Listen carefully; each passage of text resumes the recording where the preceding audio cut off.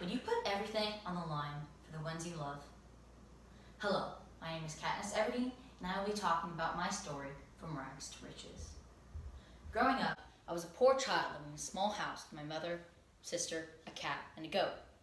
My father died in a mining accident, so I was the provider of the family, putting food on the table by literally getting the food to be put on the table. My mother was an apothecary. For those who don't know what that is, she sold medicine and drugs for people who were hurt or sick. But she really was the doctor for the village. I put my name into the Hunger Games multiple times in order to get more food for my family, which is called the test run. It was choosing day. I wasn't worried because I had slim chances of being picked. Then the impossible happened.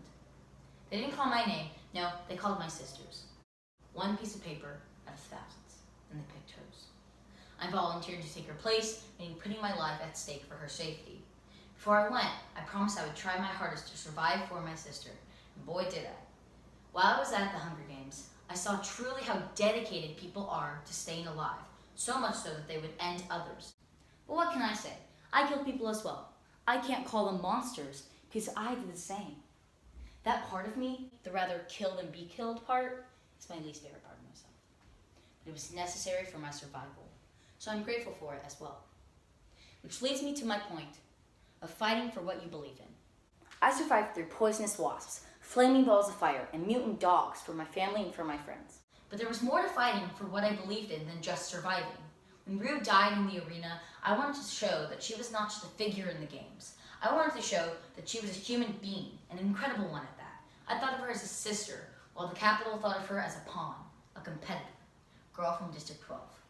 So I decided I would decorate her in flowers, an act of defiance for sure, but it was what I believed was right. Near the end of the games, I almost committed suicide with PETA, so that no one would win the games, which was again 100% another act of defiance, but still was what I believed was right. PETA was from my district. He was my friend, and I would do anything for him.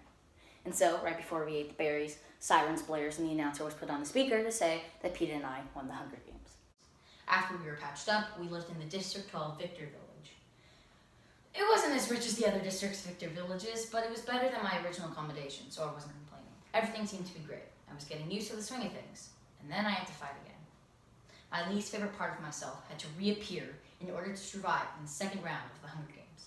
And I was reluctant for it to come back. Luckily, I had PETA, Finnick, and the others that were by my side to fight against any obstacle we had.